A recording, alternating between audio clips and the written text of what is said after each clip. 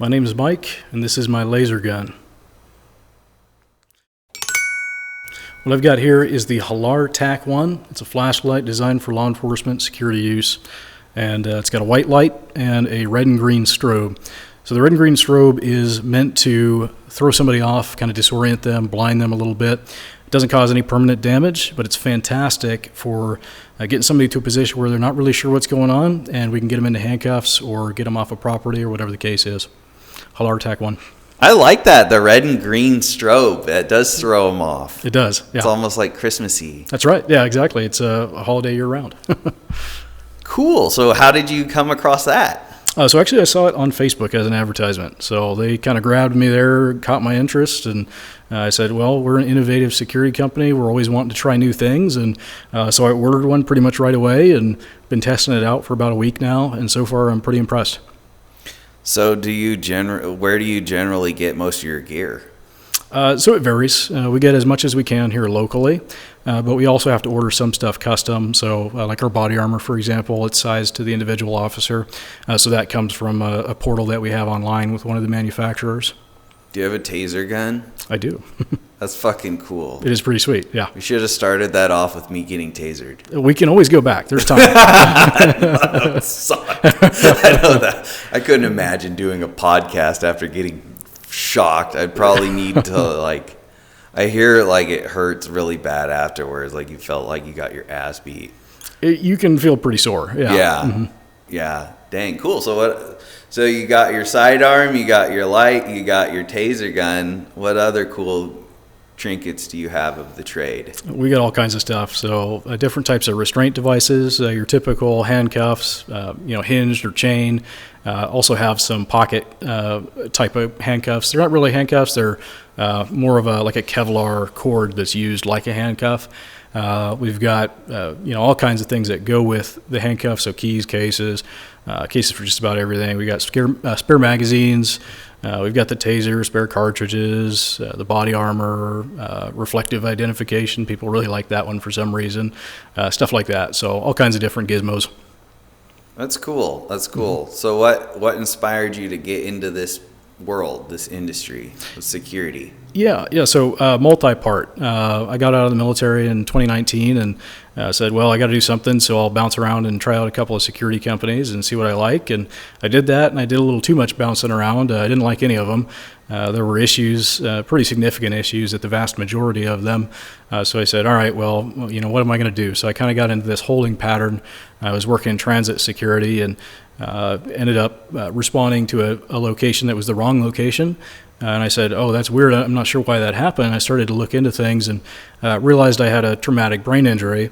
And at that point, I had kind of been thinking about going the law enforcement route. And I said, well, with my brain the way it is, that could be a significant risk.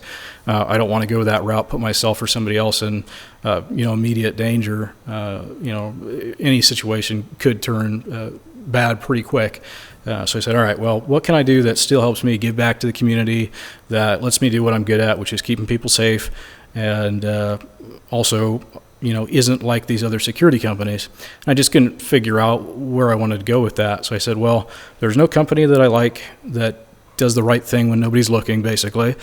So I'm going to be that company. I'm going to create a security company that does the right thing, that equips its officers properly, trains them effectively, and puts them out there with the mentality that they're there to keep people safe and they can be trusted to do the job, and their administration backs them up 100%. So that's kind of how it started. That's a really unique journey. It is.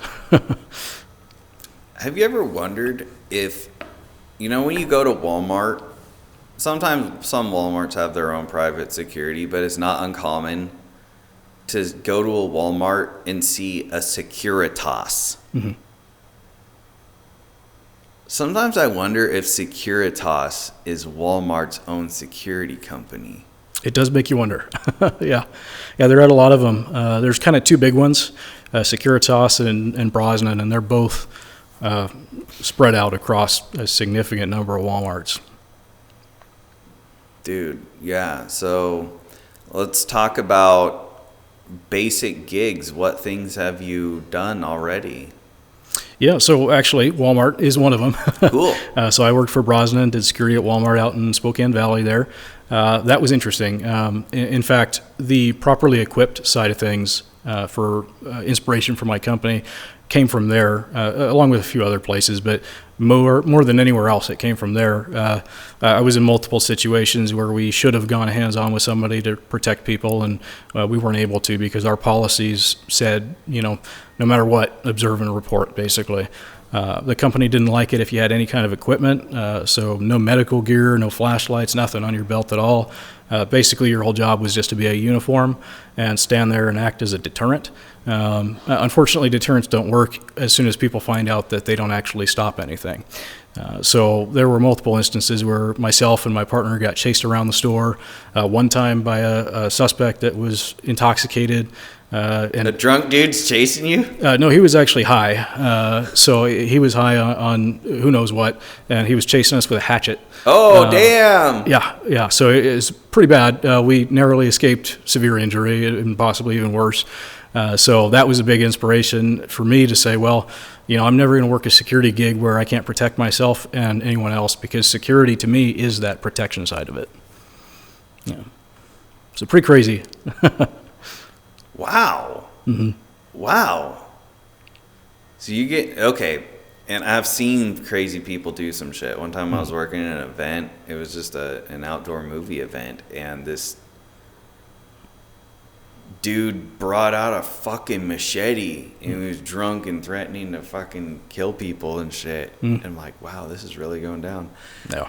And yeah, there's something about the blade, dude. Something about the blade that keeps people, it changes their psychology. Mm-hmm. It was strange. I noticed that in Iraq, you could pull a gun on an Iraqi all day and it doesn't matter. But as soon as you pull out a machete, it changes the game. It's like you're going to live, but you're going to live without something. Interesting. Yeah. We had a situation where it was they weren't afraid of the rifles, but they were afraid of the pistols, the handguns.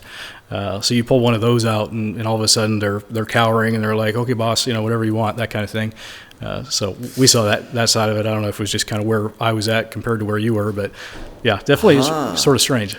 Yeah, no, I could see that. See that. Yeah, because it is strange, the psychology of people and how they respond to weapons, and the concept of weapons focus. Like if you were to rob a bank and you do it with a shiny pistol or some gold-plated AK, everyone's going to remember the gun. Oh, definitely. But they won't remember your face, which is really unique.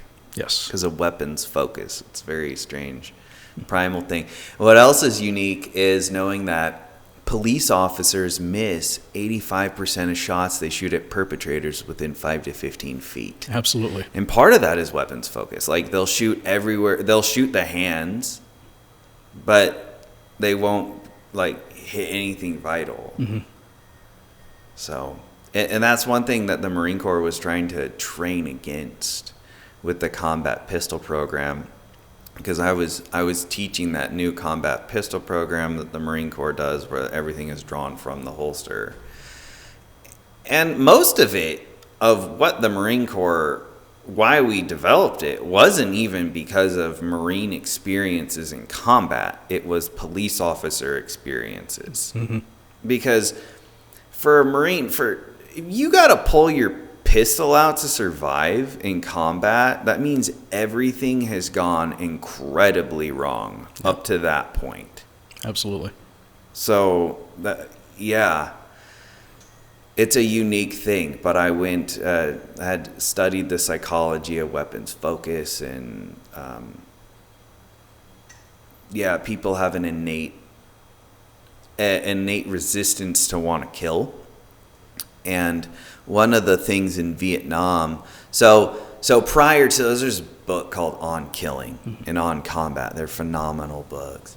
And if you have, so basically during 90% of the muskets recovered in the Civil War were loaded.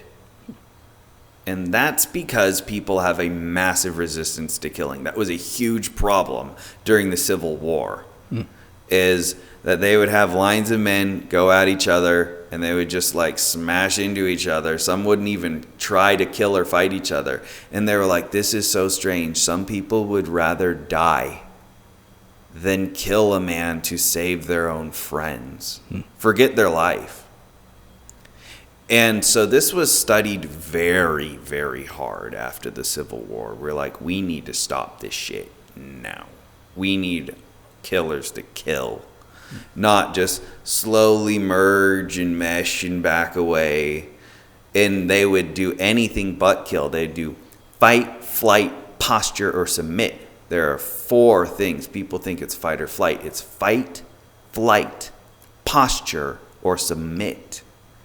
So the posturing thing, you see that a lot. You'll see that with a lot of people until you pull out the pistol, and then they submit for whatever fucking reason. In their head, they did that. So it's a unique thing to study. And so that was a major issue after the Civil War battles, is they're like, man, they pick up these muskets. Some were jammed with like 5 or 6 rounds on top of each other. That means the dude just stood there and acted like he was fucking loading his gun the whole time. And they're like, okay, we need to change it.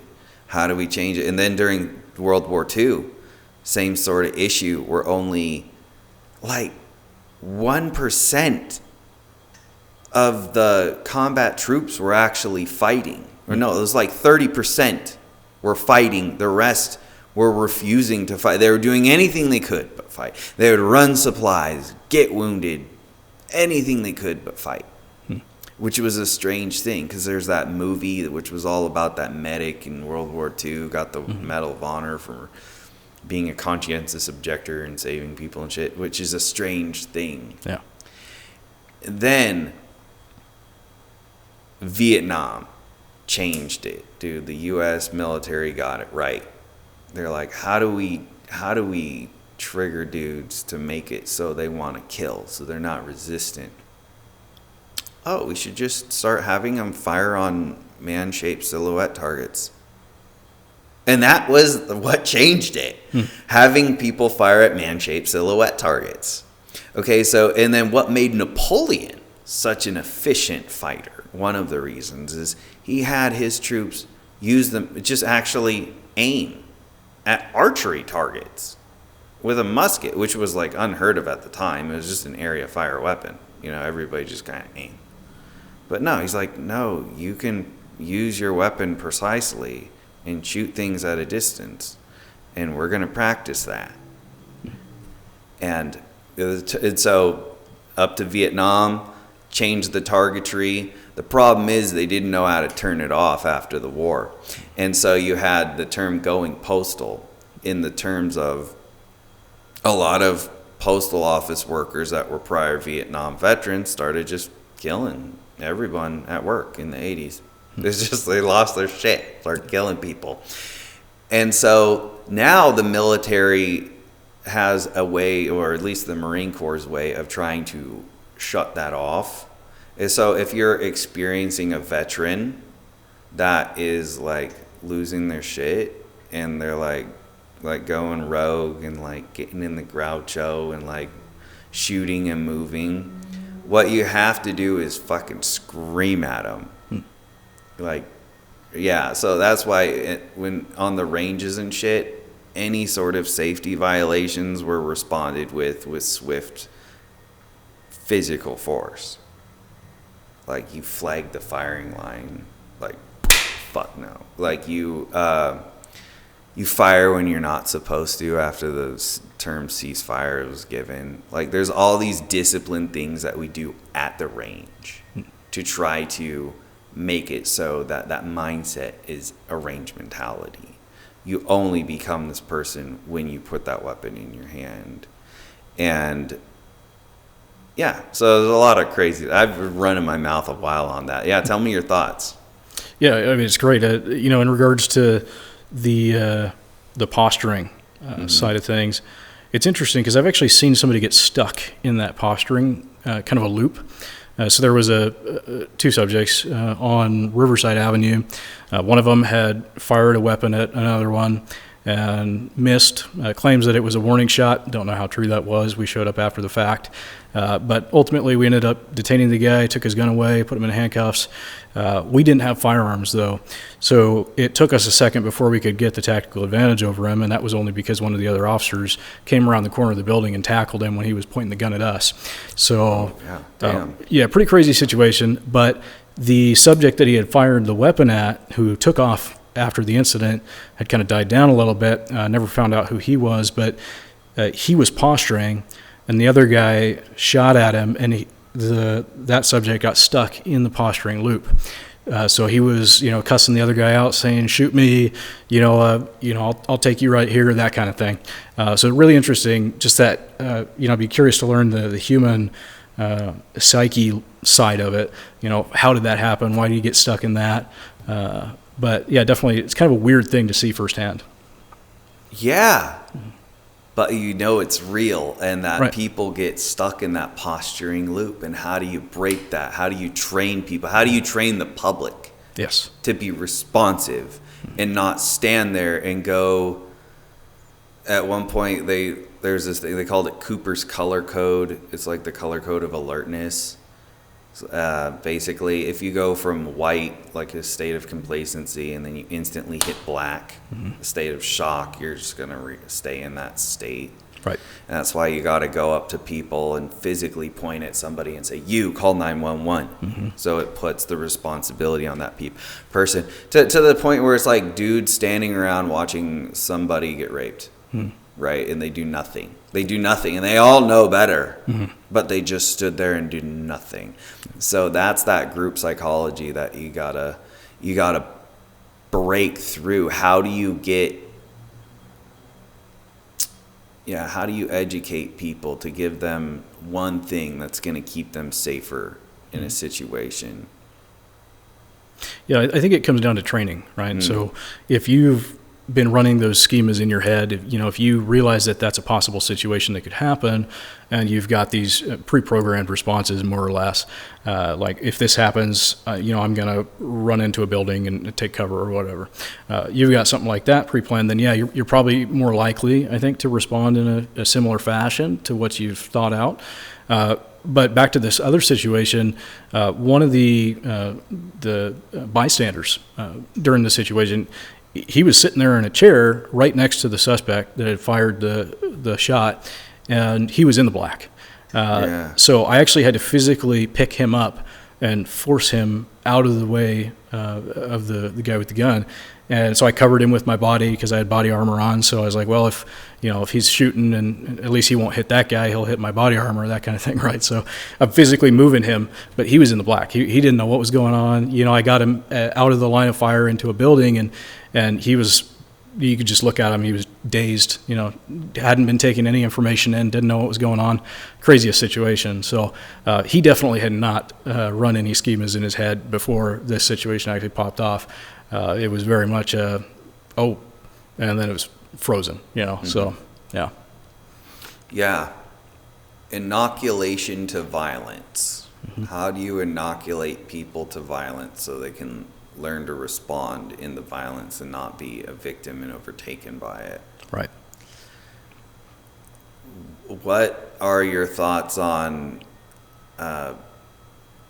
firearms safety courses and training courses? Personally, I think everybody should take a firearm safety course. So years ago, that actually used to be the norm. I'm sure you're probably familiar with that. In schools, you would learn how to safely handle a rifle, shotgun, whatever it was, and that was normal. All of society could pretty much normally handle these things without putting themselves or others at risk. But now it's become sort of this topic that people don't want to talk about, which is unfortunate, because firearms can be a helpful tool in many situations where deadly force may or may not end up being used. So I think that the vast majority of people that are willing to defend themselves and others should look into that as an option. But even if you're not personally for firearms, which is fine. Not everybody is. I think you should know how to handle them safely, because you may end up in a situation where you have one, or somebody drops one, and you're the only person that's able to pick it up and put it somewhere safe so a kid doesn't grab it, or any number of situations that wouldn't actually be violent encounters. So I definitely think that the vast majority, if not everyone, should know how to handle them safely. I agree. That is it's a good market to move into, the training, which has always been strange to me as well, because, like I say, it boils back down to, like, what is a martial art, right? So I've seen a lot of crazy firearms instructors that just preach some bullshit, dude. And then there's legit ones. But at the same time, in America, our right to bear arms that shall not be infringed gets infringed on left and right. And what's strange is that gets infringed on and is not regulated. However, that gets infringed on is regulated, and they try to regulate the shit out of it, and they want to take it away.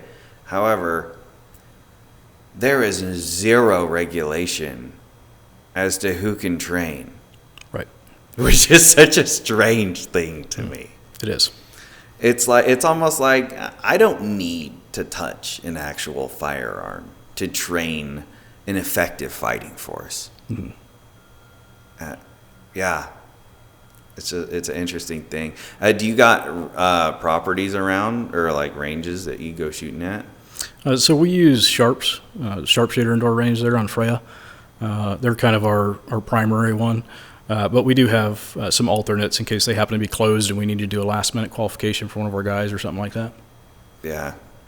That's always a lucrative industry to weave in and out of. I've had friends that still do that to this day. They'll charge like a couple grand for some civilians to go out and run a whole course. Yeah. Actually, I just did a training course over the weekend. A good friend of mine, he's up north of Spokane, and he does all kinds of different training. He's a former SEER instructor, so you're familiar with that program? Oh, I'm yeah. Sure? Yeah. So former SEER instructor, so he's got all that, everything from CQB to basic safety handling to concealed carry. So the class that I went to over the weekend was a concealed carry class.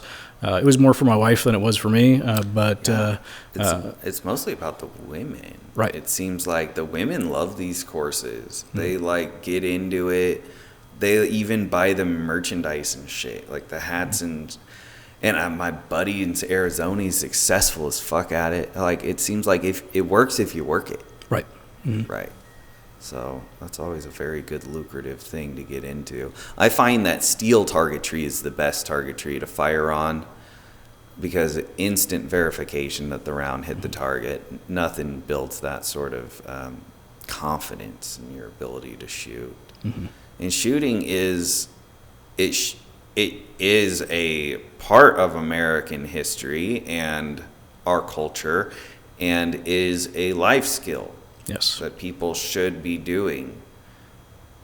Yeah, but keep talking. Tell me more. So in regards to my buddy's courses, his company is called American Reconstruction Concepts. So they do all kinds of really cool stuff. So if you ever want to get into kind of the basic level of self-defense, or some of the higher level stuff, say former military guys like ourselves, they've got courses up in, I believe it's Colville, up north there, and they do basically these kind of retreats. They've got cabins, and they even go out in the woods, I believe, and I haven't done one of them yet. I've got one coming up here, I believe it's next month. But it's basically kind of a survival training class. So morale builder, get out there, have a good time, do a lot of shooting, kind of hone your skills, that kind of stuff. So American Reconstruction Concepts, for any of your viewers that are interested in that, definitely check them out. Yeah, American Reconstruction Concepts, for sure. Have you ever heard of, or have you ever considered starting one of those summer camps for affluent kids? I've never thought about it, no. Yeah. I've guarded a couple of them, though. No shit. Yeah. How was that? Well, so I mean, not exactly a summer camp. It was a school Yeah. over in the Middle East, a Department of Defense school, and it was in an area that was a hazard pay zone, which is really strange because these dependent kids would go out to this area where there was an extremely high risk of terrorism. It was the only military base that I know of that had such a flexible accompaniment policy. So the families would go out to this Middle Eastern facility and, be out there with their families and be out in the town, doing whatever they're doing. And but the kids would go to this school, and the school was such a target for potential terrorism that we were posted on the perimeter and everything like that. We did interior patrols, all kinds of stuff. But there were princes' kids, kings' kids from the surrounding Middle Eastern countries that were out there. A good example, Saudi Arabia. Lots of Saudi Arabian princes' kids were going to this school. So you'd have kind of the convoys that roll in, and then this little 12-year-old gets out. He's got gold chains on and all this kinds of goofy stuff. But it's kind of a really weird but interesting experience. Definitely. That would be interesting. Yeah. Dude, yeah. How did you score that job? I was just through the standard rotation. Yeah, it wasn't anything special. I didn't have to do any kind of crazy courses or anything like that. But there was a need, and I was posted in the AO at the time, and they said, "All right, Moglia, you're going to go do it this week," and sent me out to it. So yeah. So talk about your time after the military. How did that go? How was your transition? It was weird. Yeah. It was pretty weird. Yeah. And in many ways, I'm probably still transitioning Yeah, out of the military. Yeah. I think I had some advantages because I joined when I was 22. So I experienced a good portion of, life in the civilian world, if you will, before I actually went overseas and kind of did my thing. But when I got out, I was like, all right, well, what am I going to do for a job? That's when I went kind of the security route. But moving over from having stuff taken care of for you to having to take care of it for yourself, again, in my case, having a sense of purpose, that was the biggest one. And I'm still probably searching for that in some ways. I get a big portion of that through my company. I also volunteer with a veterans outreach organization, and I'm also on a board for a local park that we're starting up. So I have some, trajectory more or less, but still part of me is like, where's that camaraderie? Where's that effective unit cohesion, that kind of thing, because you just don't really get that out here in the real world. So it's been interesting transitioning out and kind of trying to find, pick and choose different things and say, well, is this it? Nope. All right, try something else. Is this it? Going back and forth. So, but I think more than anything, building that community is where I'm starting to see a good level of what I used to have, whatever you want to call that. So having other vets that I hang out with, talk to, work with, that kind of thing has been huge. And I think as long as somebody that is getting out seeks those relationships, I think ultimately they're probably going to be just fine. That's a good point. They have to be seeking those relationships. It's sad those that fail to adapt or, yeah. I've been to enough suicide funerals, man. I've told all my friends, I'm like, hey, if you guys kill yourselves, I'm not going to your funeral. Mm-hmm. I am done with that shit. And it's just sad. Mm-hmm. Like some ones really shock me, like really side shocking. It's like, he didn't have a bad life. He didn't have a bad childhood or anything. And it's just, But, on a lighter note, I think veterans could take over the world if they wanted to. Sure, yeah. They just got to try. Like, I'm happy J.D. Vance is the vice president. Absolutely. And that's what a lot of these civilians lack is leadership. They have no defined leadership. Mm-hmm. They don't even know what a leader is. They haven't really... short of maybe writing an essay on what is a leader one time in elementary school, they've never processed that or developed or been around leaders. And I suffer from having such a very high standard for leadership that I can't find it. Yeah. It's hard to find. I'm right there with you.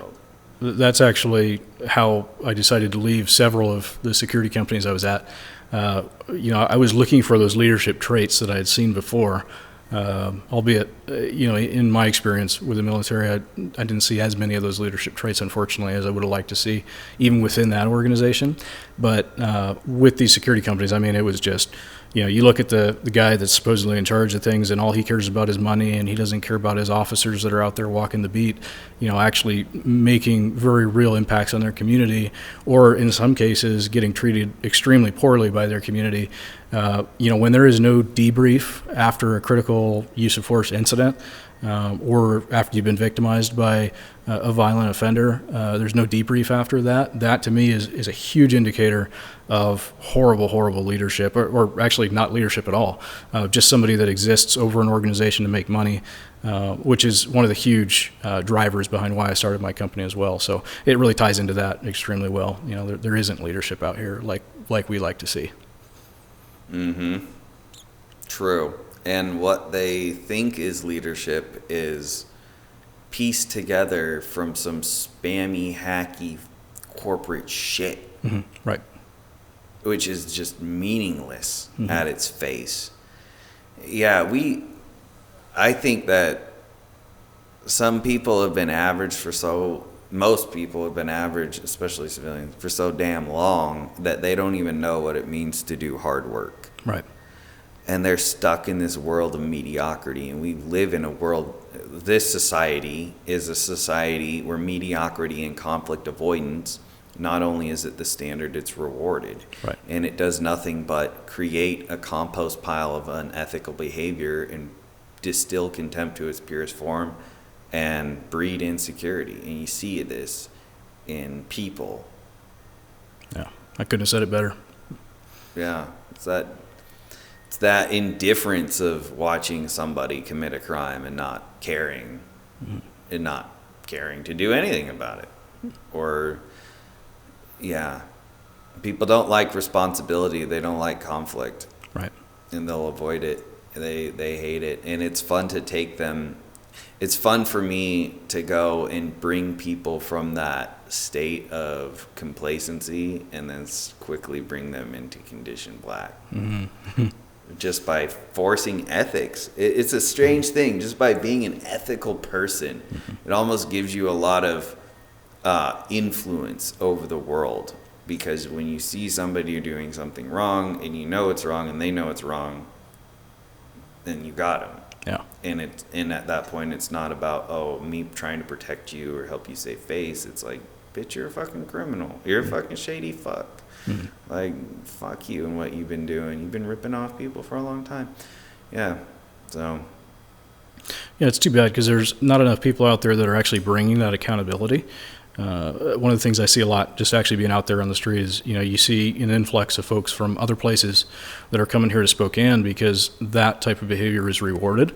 Mm-hmm. So they're getting money, they're getting housing, they're getting food every day, whatever it is that they need, bus passes, you name it, they've probably got it. I mean, at one point they were getting free needles. I don't know if they're still doing that or not, but anything they want, they can pretty much get reasonably whenever they need it.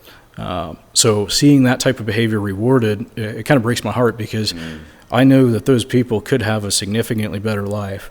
They could have motivation. They could have ethical, ethics. They could have integrity. They could have just about anything that they wanted if they just said, all right, I'm going to change and I'm going to hold myself accountable, and then I'm going to have somebody else that can help me stay accountable.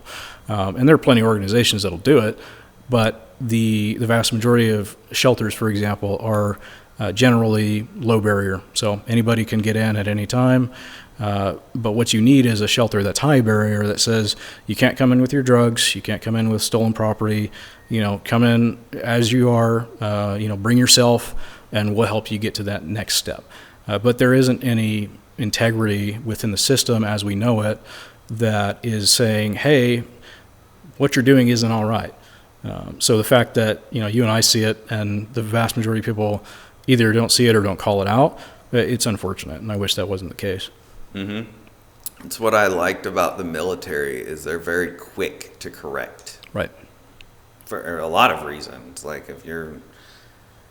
Yeah, and you go from that society where like people get off on like being Karens and correcting someone who's wrong, like in the PX or the Chow Hall or some fucking stupid shit, Yeah, and then you go into this shit where it's like, oh, don't say that. Like, but they're robbing everyone. They're committing crimes right now. Yeah, but don't bring it up. Right.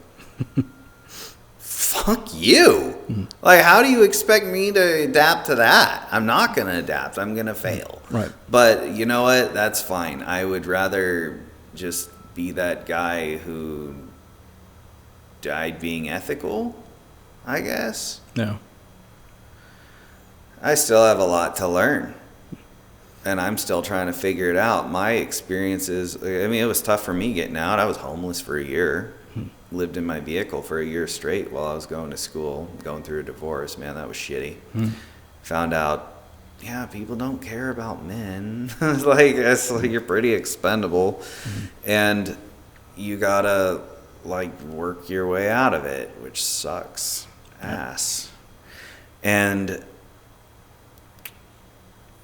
yeah, I lost my train of thought. But one thing you have to deal with is a lot of homeless people. That is the vast majority of our mental health. It's a mental health problem. 100%. That we're dealing with, and the cops deal with it. I remember seeing it going to when I was in Gonzaga University. The security is always dealing with like some homeless dude who pissed himself in the library of the university. I was like, no. It's like, oh shit. But it is sad a lot. And some of these homeless are getting shipped here from other conservative states like Oklahoma.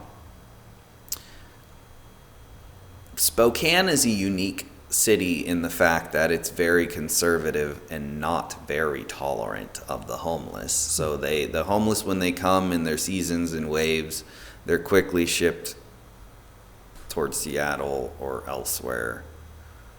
But it is it's a reoccurring problem that's intimately twined with mental health and fentanyl. All this fucking cheap Mexican fentanyl that we got on the street, man. Yeah. Well, it's interesting. So I did security for a hospital for a while, and seeing the folks that come in, you almost immediately know, they're there for whatever it is their fix, right?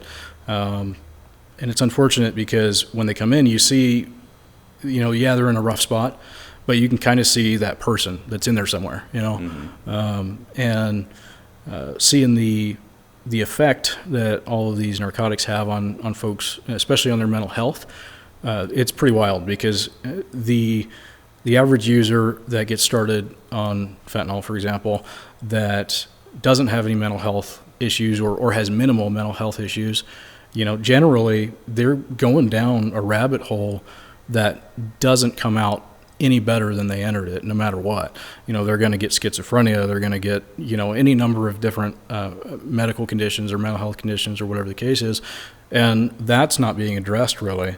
At least I don't see that if it is. And I think if we just address that crisis within our country and within our area, we have to start somewhere, right? So why not here? There's plenty of it around. So just address that and say, hey, let's improve your mental health first, and then we'll see what other options we have. But I think there's a lack of support for folks that actually need it too. It's not really something I've dived into a whole lot, and I might actually look into that. But I think that's one of the big things is that mental health isn't being looked after. So, for sure. And I've heard stories from cops that talk about how they, let me say he got punched by a dude after he Narcaned him and brought him back to life. Yep. It's like, what the fuck, man? Yeah, it's crazy. It's a tough conundrum because you can try to give him help and all you can do is try to give him help. One guy I podcasted with. He does the Reclaim Project. His name is God, I forget his name already. Oh, Sean Kingsbury, the Reclaim Project, where he takes recovering people and people on like getting out of jail and stuff, and they do construction and whatnot. Oh, that's awesome. Yeah, and he was saying that if you want to get somebody off the street, the best thing you have to do is convince them to go to the ER and have the ER admit them, and then they'll detox them. I'm like, huh. But that's the only thing you can do is like convince them to go to the ER. But they're going to have to want to go to the ER. Right. Yeah. But so on lighter things, what are your goals for Columbia protection? Where do you want to see yourself in like a 10-year time frame? Yeah, well, I'd love to see Columbia as the premier provider of protective services in the Spokane area. We offer what I believe is the superior security service over any of the other offerings in the area. But not only that, we are actually focused on the people in our community. So everybody from my patrolman to Bill out on the street. I want to be able to provide a high level of security, have good relationships with the community, be able to give back as often as I can and as much as I can to programs that are shown to work and help improve our community. And then, really the world's our oyster at that point. I want to be able to use my company as an organization that treats a decaying city. Seeing all corners of the city, I know what it's like kind of behind the curtain, right? So it's not pretty. Things are falling apart left and right. You've seen it. I want to be able to go in and make a change where we can so that we can, at a minimum, slow down the decay. But ideally, I'd like to see, an improvement, whatever that looks like. And that has a lot to do with publicly available information, working with the city, which is probably one of the more challenging things at times, working with private organizations that actually have a measurable positive impact. One thing people don't realize is that Spokane has a lot of nonprofits, but not all of them are doing a good thing for our community. In fact, many of them are making things worse. So actually going in and shining the spotlight on the ones that are doing the right thing, that are making things better, and then calling out the ones that aren't. I have no problem saying, that there's this organization and this is what they do and this is the impact, given the facts, right? Because people need to know. And right now, people don't really know. They think that if it's a nonprofit, it's doing good stuff, which unfortunately is not the case. Mm-hmm. It's true. People want to avoid conflict, and they don't want to tell others, like, hey, this nonprofit's not good. Mm-hmm. I think it's because they're afraid of getting sued. Yeah. Which is such a strange thing, because freedom of speech is a bitch. It's like, at what point you can always leave a Google review. Right. But yeah, people are afraid, dude. They're afraid of shit. Mm-hmm. There's this one guy I know of. I'm not going to say his name, though I should say it. I don't really give a shit. But I'm not going to say his name because I don't want to drive any traffic towards him. Mm-hmm. That's why. But he's scamming people, dude. I've got several other people come up to me and say, hey, man, this guy who was on your podcast, he's scamming people. He took like $15,000, never built my website, did all this crap, and I've heard this from like 5 different people. Wow. Yeah. So, and I'm like, fuck. Well, what am I gonna have to do about this? I got some ideas. One of which is just shadow ban and inform others. So there's that whole thing of like, oh, don't talk bad about people behind their back. And I'm like, well, if I don't tell you a warning about people that you might be dealing with, that would be a disservice upon myself. Mm-hmm. That would be me cheating you. So I'm not like a gossip who goes and like, oh, this person does this. Did you hear about this? Yeah, I'm not that. I'm like, let me warn you about this individual. that kind of situation, I'd almost, personally, if I had a platform like yours, I would say, hey, so-and-so, I'd like to do a second podcast with you, have you on and talk about kind of where things are at now, and then have evidence available from those folks that have made those claims that say, hey, we paid whoever this much and then nothing got done. So have, screen grabs or, text messages or whatever, and then say, all right, here are the concerns that have been brought up to me. I want to make sure that we're shining your business in the light that it needs to be shown in. Can you respond to these so that we can clear these things up once and for all? Give them a kind of an opportunity and, even the benefit of the doubt if that's necessary, depending on what information you have. And then that way, anything that's said, it's said by them, and that gives folks a place to start and kind of start doing that research. Personally, that's kind of the approach I would take. But that's not a bad idea. That's not a bad idea. So that's one aspect I could do. But these people exist a lot. There's a lot of scammers, and makes you wonder, like, where do you draw the line between over-regulation and under-regulation? Mm-hmm. And security's got regulations. So talk about that. What are the requirements to be a certified guard? Sure. So security is kind of an interesting field because you've got a little bit of both worlds. You've got a lot of regulation on the state side of things, and then you've got limited regulation on the company side of things.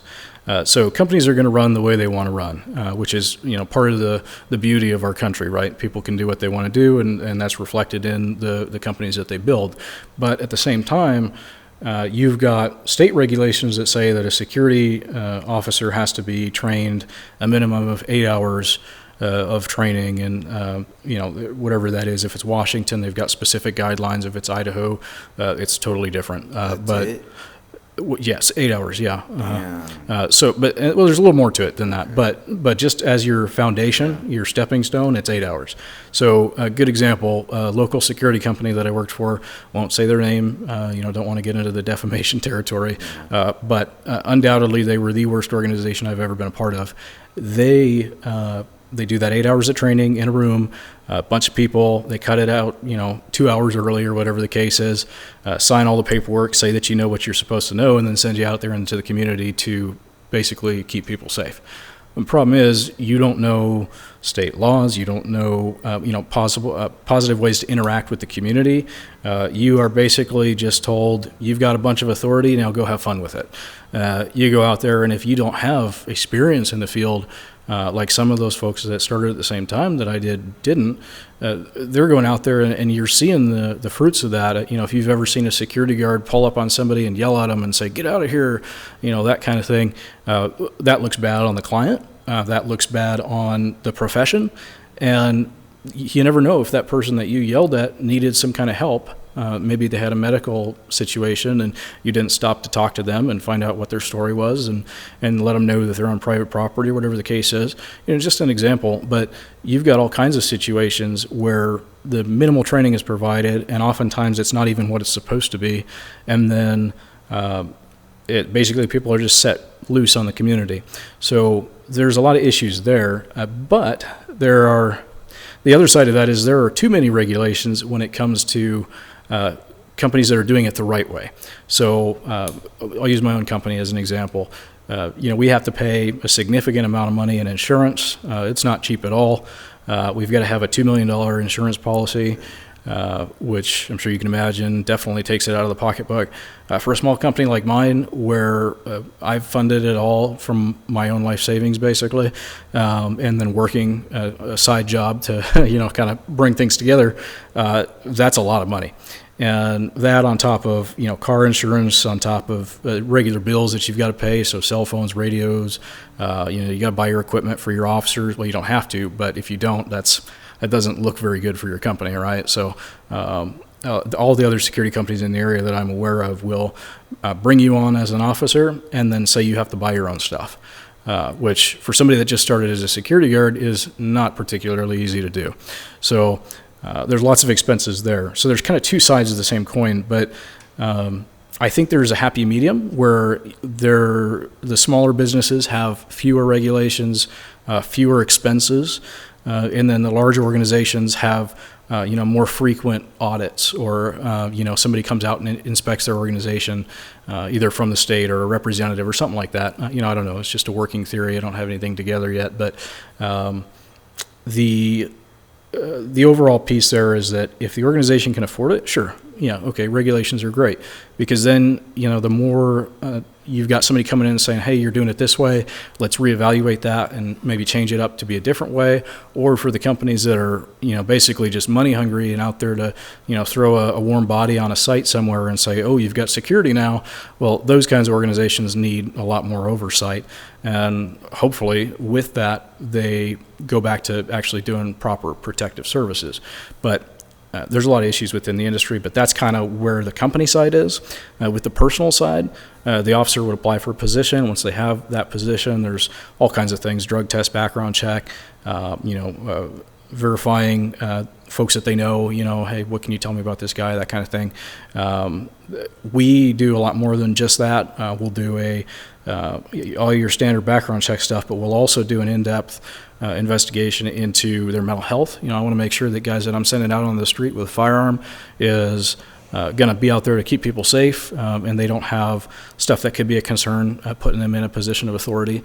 So maybe somebody that has a severe mental health issue, we would refer them to services and say, hey, let us know how that goes. We'll pay for it, whatever it is. Or maybe if it's not that kind of a situation, there's different factors involved, but if they are going to come back later and work for us, awesome, that's great. If not, we'd look at something else. But we do a pretty in-depth hiring process, and then we've got scenario-based questions. Other companies do like your basic scenario questions that the state requires or puts out, and we'll have like actual blocks of instruction where we say, you respond to an alarm call at business in the middle of the night, and there's somebody inside. What do you do? That kind of thing. So real situations to get those schemas like we were talking about earlier, to get those kind of running through their heads so they know, this could happen. And then once they know that can happen, provided that they've done fairly well on that test, we'll actually send them through real training. So they'll go through training in-house. There's even some that we do outside of our organization. So hands-on training, there's an actual person inside of the building, go deal with them. And, there's like soft furniture and stuff like that, right? So they don't actually crack their head open or whatever. But, if they need to bring somebody down, they can do that because they've trained effectively over the course of a few months. So once they have that training and that experience and everything like that, then, we put them through their final test. Hey, do we feel that you are in a position where we are comfortable sending you out to actually keep people safe? Yes? Awesome. Here are the keys to your patrol car. Go have fun. That kind of thing. But it's there's a lot involved for us. Whereas with the other companies, it's, go do your 8 hours of training. That's actually 6. Do your qualification shoot. As long as you pass this low number that the state requires, then here's your guard card, and we're going to put you on a post tomorrow. So totally different, completely different worlds. With us, we almost have our own internal regulation as opposed to what the state requires. So I hope that kind of answers your question. It's a little long-winded, but yeah. So it seems like there's two different worlds. Like if you make big money, then you're under more scrutiny. Right. They should be. It's not really how it is.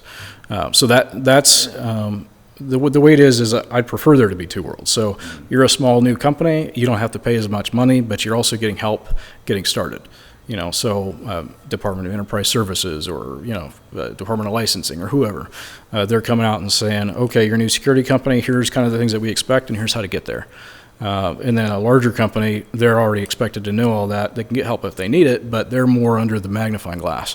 Like what kind of stuff are you doing? Okay, maybe that's not the best, that kind of thing. So kind of build up the new companies and then make sure that the ones that are established are doing the right thing.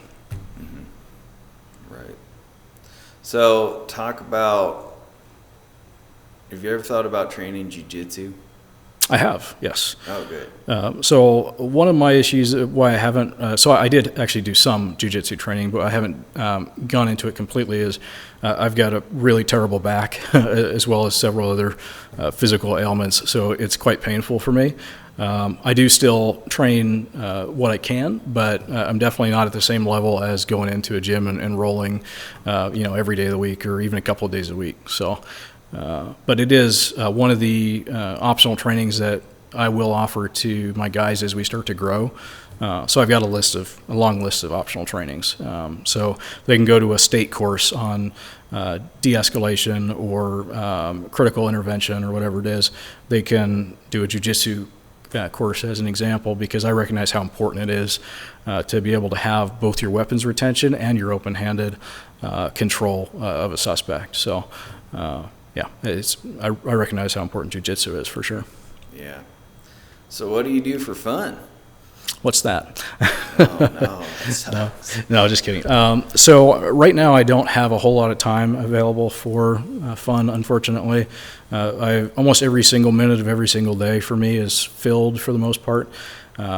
Once this company starts to actually grow some more and I can devote all my time to it, then at that point I'll be getting back to the things that I enjoy. But I really love to fly fish. I'm a huge fan of the St. Joe River, if you've ever been up that way.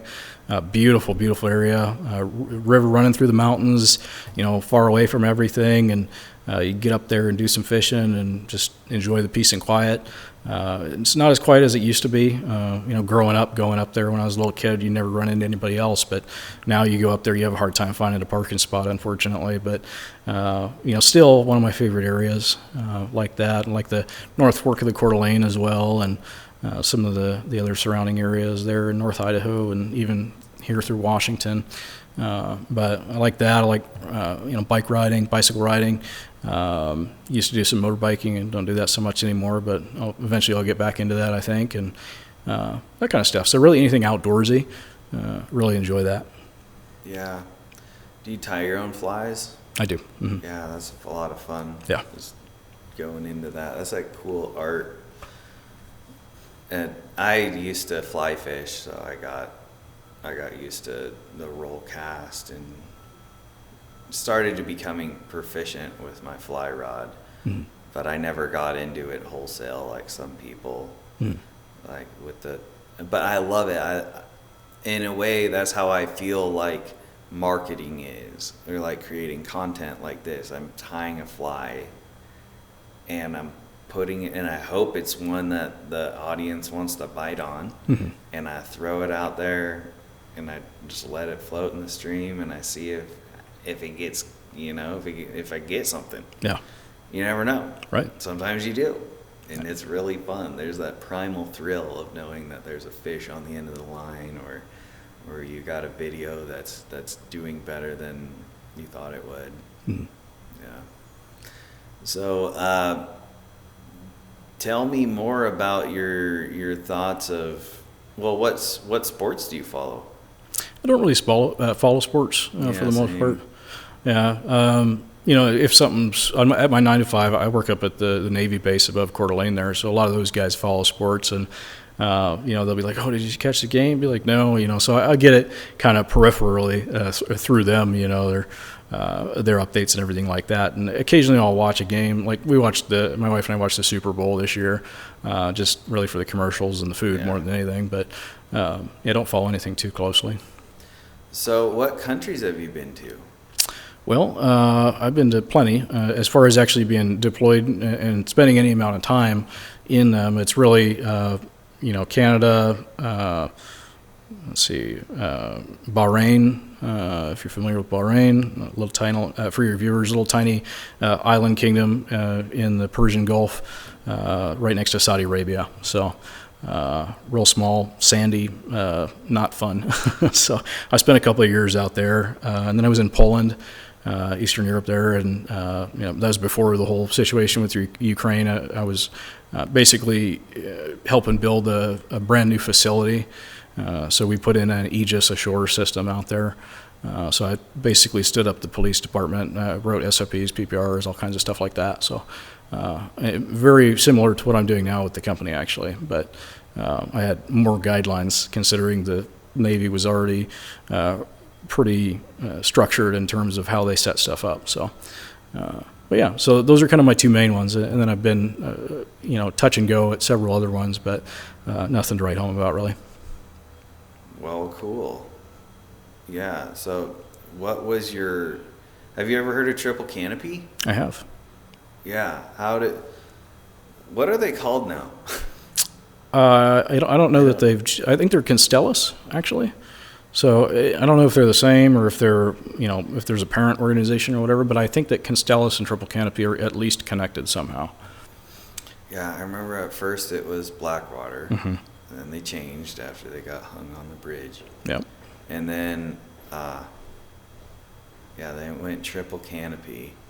I've had several friends that were in that world when they got out of the Marines, they did the world of contracting, Mm-hmm. overseas contract work. Seemed to pay well. Got one buddy who just finished up with something. He did it just to make enough money for his business so he could move his business on to the next level. Mm-hmm. But I wouldn't do it. I don't want to do contracting. I'm a data scientist now. Mm-hmm. Never thought I'd end up being a data scientist. Yeah. But talk about your escalation of force. How does that work? Sure. So, depending on the situation, of course, it's going to vary how it starts. But generally speaking, we try and de-escalate things rather than escalate them. So we show up on scene, there's somebody that may be trespassing somewhere, something like that. We'll try and talk them off the property. The last thing I want to do is actually go hands-on with somebody if I don't have to. But we do have that capability. So if they increase that requirement for us, we will absolutely take it to that level. So a good example is, say you've got a transient that's trespassing, you keep a safe distance from them. They start to swing their stick at you, or maybe reach for something in a bag, something like that. At that point, we are of course going to be ready to deal with whatever that situation is. So typically you'd go to a taser or maybe your baton, depending on your experience and equipment that you have. But you would want to get control of the situation until you can get control of that suspect, put them into handcuffs, and then wait for law enforcement to show up and take them away. But at that point, you are going to be responding more than you are initiating. Remember the show Cops? I do remember Cops, yeah. I watch reruns occasionally. I know. Yeah. It's only reruns now. Mm-hmm. It is. Which sucks. That was such a good show. It was, yeah. It's still a great show. I wish they still did it. Mm-hmm. I wish they still had Cops. No. I mean, they like other shows try to have some spin-offs of like Alaskan Mountain Police or some shit like that, but it wasn't the same. No, nothing's the same as the original Cops. Yeah. That'd be cool. That'd be cool. To do that shit. Do you ever do a ride along? So we don't have enough clients right now where it would be even remotely interesting, but we do have it kind of on our list of things that we'd like to do. We've got a photographer buddy that took some photos for us for our social media, and we expressed interest in having him come along and sit in the back and kind of record as we go deal with different situations and things like that. But as of right now, we're just not a big enough company to actually make any real use of that or have any realistically entertaining content. It's all still a little bit slow. But once that picks up, and I'm confident it will, once that picks up, then we're absolutely wanting to do something like that. So people can see kind of what it is that we deal with, how we operate. Transparency is a huge part of what I'm building here. I've seen the lack of transparency elsewhere, and I said, that flip the script on this. I want to do the complete opposite. So if somebody calls us up and says, hey, how much do you charge for this? They're going to get a number. That's just kind of ultimately what it is. It's this is how much I charge, and that's one of the things in the security industry that's weird, is that other companies, a lot of other companies, don't provide their pricing. And one of the reasons for that, I suspect, is because they charge differently based on who the client is. So if it's a real affluent organization, they're going to charge less so that they get the contract, similar to bidding, unless they're actually bidding for it. But for me, my primary focus is on paying my officers well, so they make between $20 and $30 an hour, depending on their experience, which is extremely good in the security industry, and that's only going to go up as we grow. Yeah, that's damn good. 25 to 30 bucks an hour? Shit, sign me up. Right. All right, let me get the paperwork. It's in my office. Shit. So where have you? Okay, there was this time I almost tried to join this company. I did their initial physical fitness thing, and I passed that. But it was called DeBecker and Associates. You ever heard of them? I'm familiar. Yes. Yeah, I knew about them because of the book, Which book? The Gift of Fear. Okay, I haven't read that Yeah, one. it's a good one. It's really good. Yeah. So basically, Gavin DeBecker, though he's a real anti-gun guy, I'm not about that. Like, I love guns. But yeah, it's all about how to profile a sexual predator. Yeah, it's a good book. Like, everything with a vagina needs to read it. Sure. Yeah, for sure. Like, it goes into like ass bleeding details, step by step, what a person who's a sexual predator is going to do, and how they say and how they talk, and what, yeah, the entire approach. It's a great book. And not only that, as a security stance, it's in the back of the book has these phenomenal questions that you can grill any school with about basic student safety. Interesting. Yeah. It's got like over 100 questions you could just grill a school with. That's cool. Yeah, so definitely check that out. The Gift of Fear by Gavin DeBecker. Absolutely. Yeah, and I might even make use of that list or some semblance of it. One of the areas, unfortunately, in Spokane that is significantly lacking is school security. Oh, yeah, for sure. It's really bad. I actually had the opportunity to walk through one of the local high schools, and I was blown away by what they didn't have. So I don't really want to go into the details right now because it'd be a long podcast. But in short, they are not operating at the level that they should be to keep our kids safe.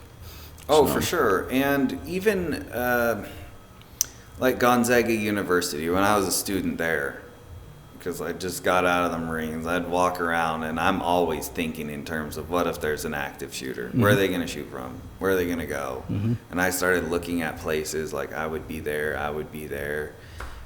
And I even talked to their security one day and just bullshitting with them on campus. I'm like, yeah, you guys should put up some pigeon wire right there on that part of the parking lot, so that way no shooters can employ a rifle. And they just look at me like I have a dick on my head. Yeah. They don't care. Right. But a lot of people look at me like I have a dick on my head. If they saw me with this, Yeah. It's funny. Yeah, but I'm sure you face that resistance, the lack of tactical situational awareness that people have, and people really suffer from this illusion that it won't happen to me. That is a fatal flaw. Absolutely. Stupid fatal flaw, man. Do you have any window breakers? Oh, yeah. Good. Yeah. Several. I keep one in the patrol car. I've got one in my car, and then we have them on our uniforms as well. Dude, do you know, like, I was watching that shit, like, the probability of you surviving if you drive off the road into the water is not very high. Interesting. Yeah, it's not good. Like, your car is gonna, so the thing is, you gotta get out of the car before it flips, because as it's sinking, it flips and the tires go up. Yeah, it makes sense with the air being in there. Yeah. It's crazy, dude. So, but that is a rare situation. Like, what are the chances of that? But there is going to be a situation where there's like, oh, there's a baby stuck in a hot car when there's no parents around. Like, yeah, that's real. And that's scary, dude. That's crazy that happens, that there are parents that allow their kids to like die in a hot car. Right. And it wasn't until I was old enough I remember that, like Yeah, when you're a kid and your parents make you stay in the car while they go inside to go get groceries and shit. But like it sucked as a little kid, but it would really suck if you're like a baby and you're stuck in a car and your mom's at the bar strung out on heroin. Right. God, dude, that shit sucks, man. But with all the bad things in the world, there is good things, and there's a lot of amazing first responder stories that I'm sure security guys have. Like, they do more for improving the human condition than they do crime prevention, whether it's like, do you need help? Or, hey, can you jump my battery? Right. Yeah, like that simple shit. Like, it just those acts of you being there in the right place for the right people. That's what makes the difference in the world. Absolutely. I think. Yeah. So, what books do you like? Do you enjoy reading? I do. Okay, yeah, talk about that. Yeah, so I don't get to do a whole lot of it these days. I used to read a whole lot more than I do now, but it's actually kind of funny because we've got a sort of a quasi-library room in our house, and my wife's a scientist, so she's... No shit, what sort of scientist? Microbiology. Oh, cool. Yeah, so she's very intelligent, far more intelligent than I am, unless you ask her, in which case we're about the same, but I think she's way smarter. But we've got kind of these bookshelves that are set up, and right now we've got one of my buddies staying with us until he can get kind of his housing situation sorted. But that used to be our library, so we'd have a couple chairs in there and go read and stuff. And it's funny because if you actually stand there and you look at all the books, you've got all kinds of science books all the way down, on the bookshelves all the way to the very bottom, and then you've got like 3 of mine. One's like a Tom Clancy and those kinds of things. And so it's just funny because looking at it, you're like, I know whose library this is. Yeah. So, but yeah, I mean, very much into the kind of the nonfiction. I do like documentaries. So I'll watch those when I can, just to kind of keep that bug alive in my head, but history books, I do enjoy getting into those, and just all kinds of fun little things. But I do enjoy it. Just don't get to do it much, unfortunately. So yeah, I'm sure you find yourself going to YouTube and typing in documentary 2025 or something. Try to find the recent ones. Yeah, depending on what I'm looking for, I'll do that. So usually, history of different regions or countries or things like that. I really like those. Some of those, I think it's Simple History is the animated one, where they go through and they talk about the different, France, for example, how France got to be where it is now. And then I'll go, okay, that's great. Now that I kind of have that basis, what's a good documentary that I can watch that's more in depth or talks about a specific person or something like that? So it's a good starting point for me. I like those. Do you watch Netflix? Sometimes, yeah. What do you tend to watch more, Netflix or YouTube? Probably Netflix. Okay. So, or actually I should say Amazon Prime Video, because I've got that. But we're on my wife's family's Netflix account as well. I just don't really use it. Don't tell Netflix, because they'll chop us off of there. But anyway, so we have the Amazon Prime, and I'm watching a show right now called Silo. So usually I'll watch that at my 9-to-5 job up at the base, because I'm not doing much of anything there. And by the way, Mr. President, I do have a very important job. I just don't do much during that job. So just have to put that disclaimer out there. So, but yeah, I'll sit there and, I'll watch episode or 2 of the show I'm watching, which is called Silo. It's about a kind of a large underground bunker, has about 10,000 people in it. And they supposedly survived some kind of apocalyptic type event. And it's about sort of the rule of law in the bunker, how people are doing things kind of behind the scenes, how there's more of the bunker than than you really are aware of, and it gets into kind of the details slowly. It has a bit of a slow burn, which I really like, because it kind of lets my imagination go as I'm watching it, like, oh, maybe it's this or maybe it's that. So pretty neat. I definitely would recommend that to anybody that's interested in that kind of a show. I'll have to check that out. Silo. Silo. Mm-hmm. So post-apocalyptic thing where people are stuck underground. Yeah. Damn. So what about artsy stuff? What do you do? Anything craft-wise? Maybe not craft specifically, but I do a lot of like logo design. I've got a t-shirt company that I'm starting. Maybe not just t-shirts, but I'm thinking about calling it Just Another Veteran T-shirt Company, because all these vets start these t-shirt companies. But so yeah, like I'll design different things. Right now I'm working on a sort of the packaging design for the park that I'm on, Spokane Interpeace Park. I'm on the board for that, and we're putting out coffee as an option to kind of fund the park, since it's a nonprofit. So I'm designing the packaging for the coffee for that, and we've got a supplier. So once I get that done, I'll send it over to them, and they'll shoot us over some coffee.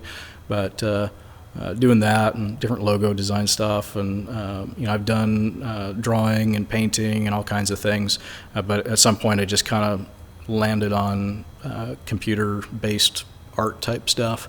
But as far as like actual hands-on things, like I'll do stuff around the house, but fixing different problems and things, I don't really consider that to be art, but I guess maybe there's an aspect of it there. Like woodworking? What's that? Like woodworking? Sure, some stuff like that. Like I've made concrete art, that kind of thing. Just fun little stuff, So get the creative juices flowing. Good for you, man. Good for you. Well, we're at 1:15. So tell me, before we go, book recommendations. Right, what book recommendations do you have? That's a great question. So, it's probably the most popular book of all time. I'm sure you've heard of it, the Holy Bible.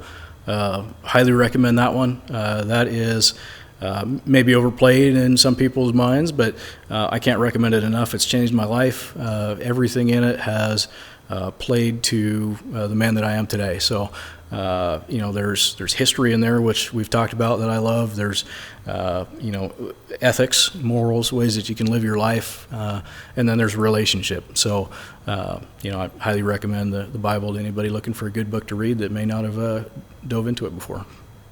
And then last but not least, where can people find you? Well, I'm pretty easily accessible. I'm on Facebook. You can find me on my personal profile if you're a business owner, anything like that. You can add me, Mike Moglia. Last name is Moglia. So you can add me there. I'm on Alignable, LinkedIn, Nextdoor, all kinds of different stuff. But as for my company, ColumbiaProtection.com. So Columbia, Columbia, not spelled like the country, spelled like the like the river. Right, like the river, or actually what it's based on is the United States. So the personification, personification of the United States. So ColumbiaProtection.com. And then also we've got all your standard social media, so Facebook, Instagram. I have a LinkedIn page for the company too. You name it, we're probably out there. So definitely recommend folks check out our website and kind of see what we have going on. But right now, probably the best example of what we do is Instagram or Facebook. So I would say take a look there, and there's lots of pictures and posts about kind of what we offer and stuff like that. So cool. I hope you guys enjoyed this podcast as much as I did. Be sure to check out all those links in the video description below. Hook Mike up with some paid drinking and learn about Columbia Protection here in Spokane, Washington. Be sure to like, subscribe, and smash that bell. Goodbye, guys. Bye, guys.